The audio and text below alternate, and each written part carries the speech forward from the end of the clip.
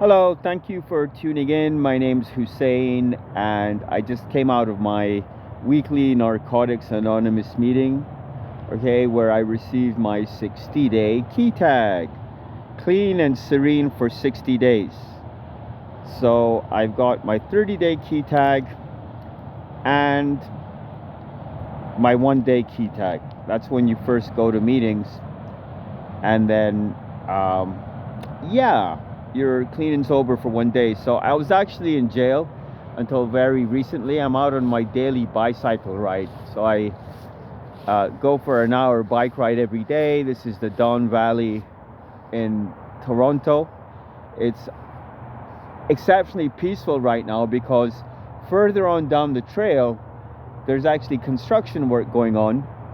And then this way, it connects to some other trails and all these kinds of things, and so no one comes here. And the truth be told, I wasn't going to shoot a YouTube video. I guess one of the things is that this is such a beautiful scene, and there's all these bizarre statues, broken down statues, that I wanted to preserve for posterity, as well as I do have a lot of thoughts on addiction, substance abuse, recovery, these kinds of things. The answer to all of that is higher power or God or good, right? Good. If you don't believe in God, at least you believe in good. You should want to, and I believe everyone does want to live the best life they can. There are some reprobates and criminals, I suppose, that, they steal and they lie and they kill or whatever, and that's just their thing, and they're not interested in anything else. So I'm just going to wander around, capture each of these obscure and interesting caricatures on video and share my thoughts with you. I'd love it if you actually gave me a like or shot me some comments, things of this nature. Another question, or the question, came up in today's meeting again, which is, why do people do drugs, right? And I talked about this as well. This guy over here, right? So this is a multi-faced little statue. These are amazing. I really like these. They're gargoyles, eh? So why do people use and why do they do drugs? The reason you use and the reasons you do drugs, as far as I'm concerned, is you don't have a life, right? I mentioned in one of these other videos, I don't even know if I've uploaded it yet, I had some computer issues. I had to buy a new computer. People like Elon Musk, people like Jeff Bezos, people like Bill Gates, people like Mark Zuckerberg, okay, billionaires, right? What to say of millionaires? I don't know about millionaires, but certainly every one of these people and every billionaire as such, they have certain qualities, all kinds of qualities, but one defining quality is that they're all workaholics. They all work 18 hours a day, and they're just plugged into being as productive as possible. Elon Musk says something like, he works 18-hour days, 7 days a week, right? And when people miss a day at Tesla, then he'll email everyone saying, hey, we're getting soft over here, things like this, right? So this guy is the poster child for productivity, right? And these guys, I want to say again, Bill Gates, Mark Zuckerberg, and billionaires, let's just say billionaires, they prove what I have been trying to explain in these videos, which is the key. To me, this is the key. People think, well, we do drugs because we're heartbroken, or we have a void inside of us. The void, by the way, is the lack of a life, a good, productive life. That thing is missing.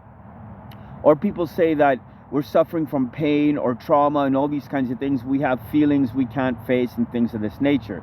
By the way, this one over here has this very interesting box inside. It's like a Easter egg.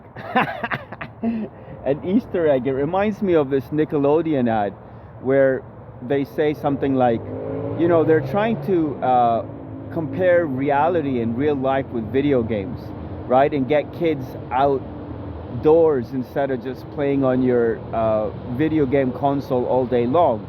And so they'll say things like, feel the air in your face, because it really is in your face, and feel the ball as you're bouncing it, because you really are bouncing a ball. and feel the exhilaration as you shoot a hoop, because you really are. Anyway, this is a real life Easter egg, right? And so, like, I tried to open it, of course, but the lid just comes off and it is empty. I will leave it here for the next guy. I wonder if I should put anything inside of it. I probably should. I don't know if I have anything worth putting in there. I guess what I do have is, actually I don't, because I have my spare knapsack today. I don't have one of my real backpacks. I'll think about this and see if I can put something in there for the next guy. So yeah, like Mark Zuckerberg, Elon Musk, all these guys. Now, Larry Ellison, I mentioned on one of my last videos. This guy, I found a pair of glasses and I decided they're actually really nice, semi-designer women's glasses. And as I designed them, they're actually really nice. Like, if I was a woman, I wouldn't mind wearing these, and even a guy. Like, I don't know, like, should I try them on? The reason I wear glasses in my videos is that way you can't see that I'm not looking.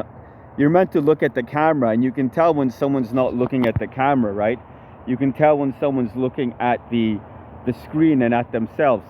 Anyway, they're pretty cool glasses, right? Maybe I should take them with me. You know what? I don't want to take them with me. I like my dollar drama glasses better. I'm just going to put this guy back here. These glasses, they are actually really nice glasses. They're like super fragile and these kinds of things. And this is a Canadian thing to do. It's funny, and then maybe somebody likes the glasses and they'll take them. But in the meantime, whoever sees this will get a chuckle, right? So yeah, Larry Ellison, ex-CEO and co-founder of Oracle Corporation. I worked there for the longest time. I hero worship this guy like many millions of other people. He owns and flies fighter jets. Like he built a $1 billion yacht with BMW using NASA materials and technology to win the America's Cup yacht race. This super highfalutin global shipping competition. He won it twice, I believe.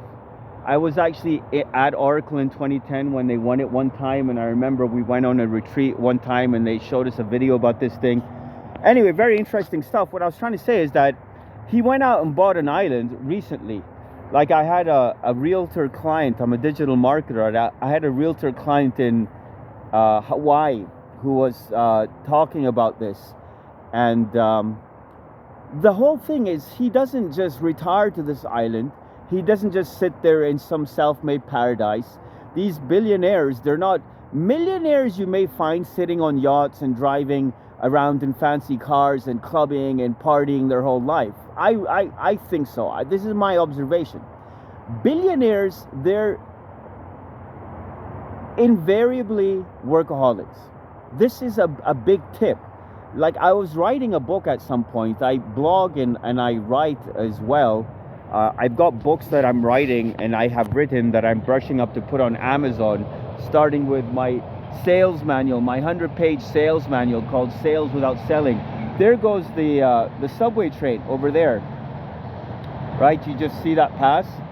So I used to live under this bridge, by the way, when I was homeless, living on the street. I have cannabis use disorder. Smoking weed triggers a bipolar reaction in me, and I started acting crazy, and I destroyed my life just smoking weed.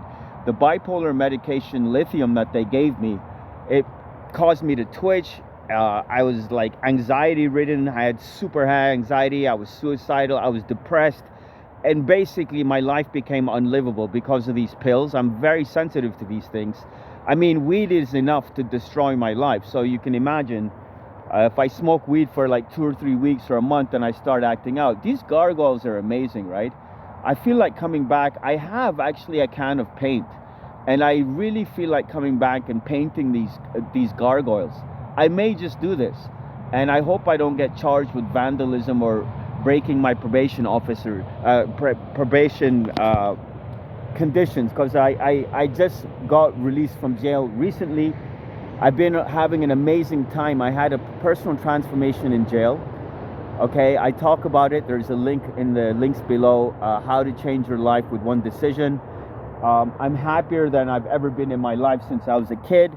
And I'm really excited about the idea of helping others. I took another person, one of my neighbors, to this Narcotics Anonymous meeting today, and I was so excited for him and proud of him. And he got his first key tag, and he said to me, like others have told me and have been telling me, that I give out this glow now as well. And then this positivity, right? And then, you know, it's attractive and it's inspiring, and people tell me I'm positive and I radiate love and these kinds of things. So now, Larry Ellison bought an island, but he's not living on that island. In fact, he's helping Oracle close so many billion-dollar AI deals, that Oracle is now one of the leading AI infrastructure companies, and their stock price shot up so much that he was briefly the richest man in the world, overtaking Elon Musk. He had like $395 billion net worth versus Elon Musk at 265. Elon Musk and Larry Ellison, right? They're all the same, these guys. What I'm trying to tell you is that, what I'm trying to get at is that these guys, if you give $1 million to the average person, like yourself or myself, our first idea, if we have any brains, we're going to say, well, yes, I will pay off my debts, I'll invest in some real estate, I'll help my family out, I may go on a vacation, get a nice car, then I'll save or invest the rest and things of this nature, right? This is one approach to that, and that would be the correct one. I dare say the majority of people, and they would probably, this thing is the best, isn't it? It's just so amazing. I'm going to paint this thing. I'm going to come back and paint this thing. And I pray to God that I don't get charged with something for doing this, right? I'm going to paint that guy. I have a can of silver paint that I used to paint my bike. Okay, I even have a video on this channel called I Heard You Paint Bicycles. I Heard You Paint Bicycles. So yeah, now these guys, let me give you a good view. There we go. So these guys, Elon Musk and all these billionaires, millionaires, I don't know about. Maybe once you get 100 million, like you're that guy and or girl who I'm talking about, J.K. Rowling or Oprah or Madonna. These, like, there's billionaire women as well, right? Like this Kardashian lady. So now they're just they're plugged into life. And that's what that is, right? I was writing a book. I have this idea, like, as a sales and marketing guy, I came up with this conception, which is called addiction to obsession. This is what it is, right? The same time and energy and brain waves that you put into your drug usage or alcohol usage or whatever that is. For me, smoking weed, living on the street, acting crazy, in and out of shelters, on and off the street, in and out of jail, all these kinds of things. That same energy you plug into what should become your obsession. Ultimately, that obsession is just living a great life, right? So, by the way, that's what God wants you to do as well. God wants you to be plugged into life. God wants you to make use of your intelligence and all your faculties and all of your skills and your abilities. And God wants you to make the most of life, obviously, right? So, the problem that a lot of people have with Narcotics Anonymous is this concept of higher power. Like, you turn your life over to higher power and everything changes. I am here to say that I already, as a Muslim married to a Christian, mi esposa es colombiana de Bogotá, Colombia, y una cristiana real, hermosa y muy linda y muy santa. La gente colombianos es la mucho santa gente en la mundial. Like, Colombians are some of the most holy and beautiful people. My wife is a devout Christian. I'm a devout Muslim. And so I have all my life. I was brought up with a faith in God. I've always connected with that, okay? I'm here to tell you that the definition of faith is not believing in the label God or Quran or Bible or something like that. It's just this feeling. I have videos about that on this channel. I talk about God and Islam, answers to atheism on this channel as well. I'd love to hear back from you. This video, of course, is about addiction, right? And so I deal with addiction. Like, the ultimate that you want is not to think about it, not to think about your addiction. Just like in life, I don't know if you can hear the train passing. It's so gorgeous out here. I just want to stay out here, seriously. But I do have stuff to do and I do have to get back. The ideal with addiction is not to think about, to lose the desire to use, to not to think about this thing, and it's on your mind and it's in the shadows and it's waiting to pounce at you at any time. And through the grace of God, for the first time in my life, or rather, I'm happier than I've ever been in my life apart from when I was a kid. And for the first time in over a decade, I'm no longer depressed. I no longer have neurotic mood disorders and anxiety. I'm no longer suicidal. I love life. I'm plugged into life. I no longer have the desire to use. It's just like in life, what you want is just peace. And peace is simply absence of negative thoughts, right? An absence of negative thoughts. This low-level anxiety in the background of your life that most people just, like, they live with. They consider that as part of life. I'm here to tell you this thing is not a de facto part of life, right? So again, I refer you to the link down below, the link called How to Change Your Life in One Instant. I mean, the key to my personal transformation in jail was the book by Coach Mike Bayer called One Decision. He wrote a New York best-selling book called Your Best Self, and then he followed that up with One Decision. And they're both about the same thing, which is that the decision you can make right now to plug into your best self. What this means is when you wake up on a day-to-day basis, you just follow the train of your thoughts and actions, just come out of your day-to-day compulsions. You wake up and you just, whatever comes to mind, like, you get plugged into these day-to-day thoughts and compulsions. And you must know what I'm talking about. You get up and then there's this whole thing. This is a false self. This is what that is. And I can comfortably speak about this now because I've been avoiding this thing for going on 2 years now. I was arrested and charged with arson in December of 2023. I had been arguing with mi esposa Bonita. I had visited her place, her apartment, and while I was living on the street, I used to go there. Sometimes I'd sleep over for days or weeks at a time. She'd feed me, she'd let me take a shower, the usual homeless street life kind of thing. And you've always got these people, these benefactors, and they're the people, unfortunately, that you end up hurting the most. So now, I was arguing with her, I was manic, I was smoking weed, I was just out of my gourd. It triggers a bipolar reaction in me. So I started arguing with her, and as I left the apartment, I went outside and she tossed my jacket into the hallway or something like this. And I set fire to it was a big winter jacket. I set fire to it and it turned into, and I said, see you later, and I left. I said, have fun with that. Then I left. I narrowly escaped train. Loud. I narrowly escaped going to the penitentiary, right? I was in a provincial jail because my sentence was under 2 years, or the time I served. If it went over 2 years, anyway, that's a long story. God save me and save you and your loved ones from this.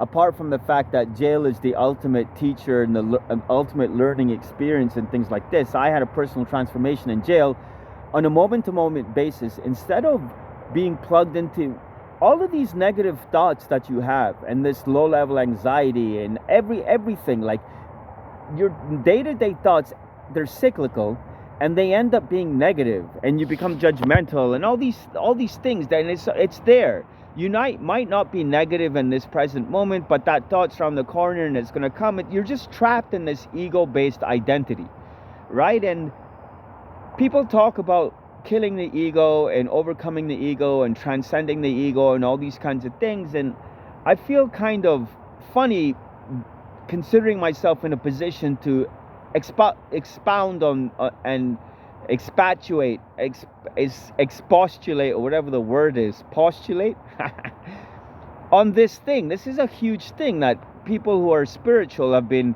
seeking throughout the ages, right? Let's go back here and give you this statue back shot. I'm definitely coming here and I'm going to paint this thing silver. I've got about as much silver paint, and I was wondering what to do. Like, my bike looks fine. I was thinking of either putting a coat of paint in my bike, but I think I'm going to come back and paint this guy and hopefully not get charged, because anyone could call the police and I might get in trouble. So now, from a moment-to-moment basis, I don't know if this sounds easy or hard. I had many months in solitary confinement in jail in which to put this thing into practice. On a moment-to-moment basis, you can choose to turn off your ego-based self. The problem is we try to attack the thoughts, right? We're feeling a negative thought, and then we try to fight that negative thought and change it into a positive thought. The negative thought creates negative feelings, and we get locked in an emotional cycle where you're feeling bad, and then you're feeling bad that you're feeling bad, and all these thoughts are sprouting and they're feeding the emotions, and this thing goes round. You need to cut this thing off at the root. Basically, just let go of your bad self. Just ignore it and plug into your good self. And you can do this from a moment-to-moment basis. So now, if you're suffering from addiction, okay, again, all I can say is that Narcotics Anonymous works. Alcoholics Anonymous works. I go to an Alcoholics Anonymous meeting on Wednesday, and then I go to a Narcotics Anonymous meeting on Sunday. I had a great time in jail for the most part. Of course, there's ups and downs always, and I still experience ups and downs. But 80% of the time, I'm thinking positive thoughts. 80% of the time, I'm very happy and I have a great sense of well-being. Even though I'm starting from scratch, I lost my place, I lost all my stuff again. My landlord threw all my stuff out into the street. This has happened to me multiple times over the years, right? I'm basically like this far away from like being back on the street in terms of I'm just trying to get my footing back in the world, these kinds of things. But I've never been happier, and I'm fulfilled, and I have a schedule every day. I'm productive. I wake up and meditate and pray for an hour. I'm doing push-ups the whole time. Then I have my breakfast, and then breakfast to noon, I'm working as a digital consultant, these kinds of things. I met a potential client in the meeting. He's a blacksmith. I told him the same thing I tell my clients. Let me try and figure out how to get you some clients. And then if and when I do, in the meantime, it's a marketing experiment for me. And then if and when I get you clients, then you can pay me a commission. Who's going to say no to that, right? So now, if you are reluctant to go to these Narcotics Anonymous meetings because of the 12 steps, or because you're not comfortable with the idea of a higher power, all these kinds of things, all I'm going to say is just go to the meetings. By virtue of association with these people, you're going to just draw out this marvelous energy. So the goal, of course, is to be plugged into life and not to be thinking, am I happy or not? And not to be having these negative, low-level thoughts, just to be involved in whatever you're doing. Like, I'm involved in this video right now. I'm not even thinking about I or me. There is no self. I'm just like doing my thing, so to speak, right? This guy. Anyway, guys, so that's my message to you. I like ending these at the 30-minute mark. So I've got 7 more minutes. If anyone has watched this so far, I really appreciate that. Thank you. Send me a like, send me a comment, these kinds of things. It really makes my day. The main thing I want to say to you is believing in God and turning your life over to Him is just the same as believing in good or believing in yourself, or the end result is all the same. You want to feel good about yourself, and you want to be plugged into life, and you want to be doing stuff. You want to stay productive, and you get this sense of fulfillment. The root thing I go back to again is you can pray to God, and God will basically do this thing for you. If you pray to God, and if and when He answers your prayer, basically He's going to allow you to turn on your higher self. It sounds really far-fetched, and it sounds like really presumptuous for a person to say, well, yeah, I figured out how to channel my best self. Just read the book by Mike Bayer. Watch my video in the link here below in the description. I'm not trying to sell you anything or anything like that. I don't even get any views on these videos for the most part. My new YouTube channel has been bombing so bad that I'm literally in the process. I've got like several videos I haven't even uploaded because nobody watches them. A, my computer was in the shop. B, I got a new computer, by the way. But I'm actually creating Spanish and German and French and Italian and Hindi and Portuguese subtitles to upload into the description and as subtitle translations for the YouTube videos, and it's quite a bit of work. But this is my last ditch effort to actually generate some clicks and views. I went to Colombia with mi esposa bonita para 6 meses en 2008. We went there for 6 months in 2008, and I used to get hundreds of views on my YouTube videos by Colombians, right? So I figure maybe I've got an international audience because I've bombed totally in terms of the local audience. On some of my channels below, I do have like hundreds and thousands of views, like up to 5,000 views on a channel, on a video rather. And so this is huge in my world right now. So yeah, coming up on the end here. So now again, Elon Musk is not sitting on an island somewhere. Larry Ellison bought an island. He's still plugged into like 90 and 100-hour weeks and all this stuff. Elon Musk says it like this. He says, I don't know what else you'd be doing. Like, he works 18 hours a day, and he says, if you're awake and you're alive, why are you not going to be doing something productive and useful and things like this? Listen, it doesn't mean you're making money the whole time and all these kinds of things. And it doesn't mean like you could be exercising or going for a walk, like coming out into nature. This is one of the best kinds of soul retreats and meditation. It's one of the most therapeutic things is actual solitude, right? As long as you're not just sitting at home on your couch. If you're playing video games after like a long work day or on the weekend after a long work week, like these kinds of things, you should obviously plan and schedule rec time as well. Like, this is very important. But my point is, like, the goal of recovery is to be your best self.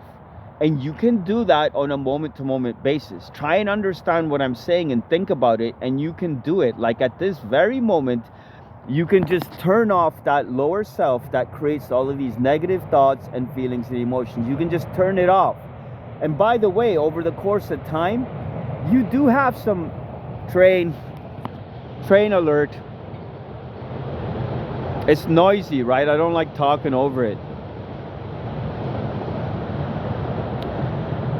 You will have to stay at this thing once you learn how to turn on your once you realize it's just an instantaneous choice and it's very simple. It's just like, I don't know, like you walk in one direction versus you walk in the other direction. This is how simple this thing is. You, like most people, and I was the same way, you spend most of your time plugged into this day-to-day cycle of thoughts and emotions, and this is obviously your lower self, your ego-based self. You can make a decision, just one instantaneous choice, and say no. You basically disregard your wait for YouTube, guys. What do you think of these statues? Aren't they nice? Yeah, they're wild, aren't they? Always a bit surprised when you see I'm gonna paint that one over there like silver, like my bike. I got some paint left. All right, so I'm wrapping up here, guys. I hope you got the message here. Please let me know if any of this was meaningful or resonates. You want to be your best self, and that's the same as being godly. You want to be plugged into life and be productive and creative, and that is the ultimate high. That's the ultimate feeling. That's why people like Elon Musk and Jeff Bezos and all of these guys, that's all they do, is they do productive stuff, useful stuff. Like Arnold Schwarzenegger says, be busy. That's what his dad told him. Stay busy, or stay useful is what his dad says. And I changed that to stay busy. Stay useful seems like, you know, you need to be useful to other people, but just stay busy, stay productive. Thank you for watching. Comments appreciated.